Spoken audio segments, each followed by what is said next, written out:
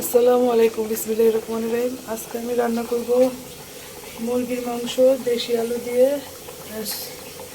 আসসালামু আলাইকুম, বিসমিল্লাহির রহমানির রহিম। আজকে আমি রান্না করব মুরগির মাংস দিয়ে নতুন আলু আর বাতাসি মাছ বোনা। আর এখানে আমি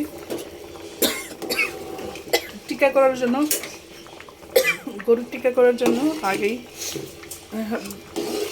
বুট, তারপরে কিমা, মরিচ, হলুদের গুঁড়া, মরিচের গুঁড়া, দইনার গুঁড়া, আদা বাটা, রসুন বাটা, জিরা বাটা, সেই সাথে দারচিনি, এলাচি, তেজপাতা, সব রকম মশলা টশলা দিয়ে নিছি, দিয়ে সিদ্ধ করতে দিয়ে দিছি। তো আমার সাথে থাকুন। তো আমি এই চুলায় পাবদা মাছটা ভাজতে দিয়ে দিছি।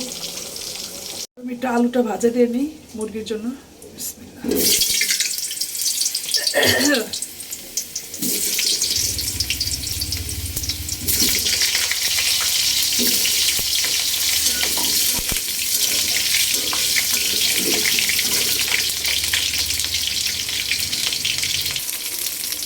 তারপরে আমি দিয়ে দিচ্ছি টমেটো,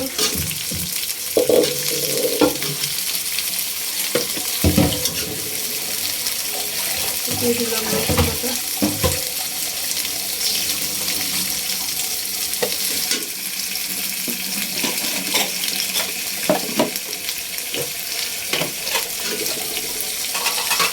দিয়ে দিলাম আদা বাটা, তারপর জিরা বাটা,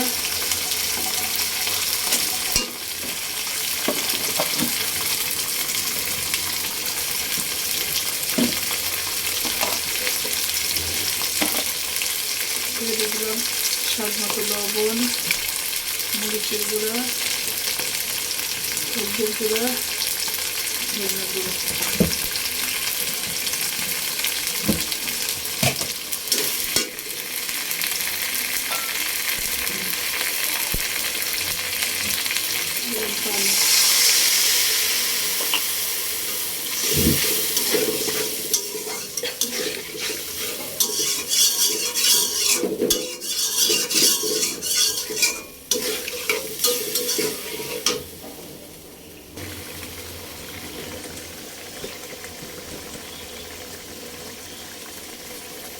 তো আমি এই চুলায় মাছের জন্য পেঁয়াজ কাঁচামরিচ দিয়ে দিলাম।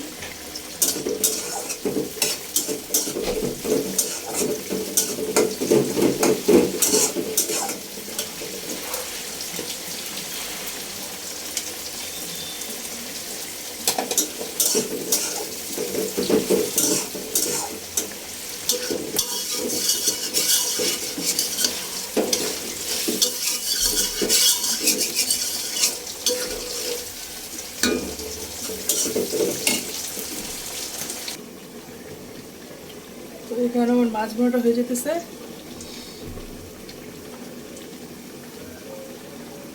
তো আমার পাবদা মাছ ভুনা করা শেষ। তো এখন আমি লাল শাকটা রান্না করে নিব। শাকের জন্য আমি পেঁয়াজ, রসুন, কাঁচামরিচ দিয়ে দিচ্ছি।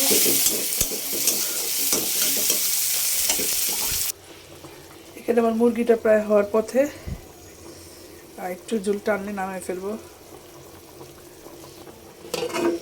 আর এখানে আমার শাকটাও হয়ে যেতেছে। তো আমার মুরগিটা রান্না শেষ। এখানে আমার লাল শাকটাও হওয়ার পথে।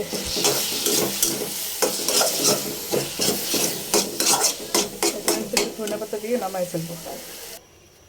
এখানে আমার লাল শাক রান্না শেষ।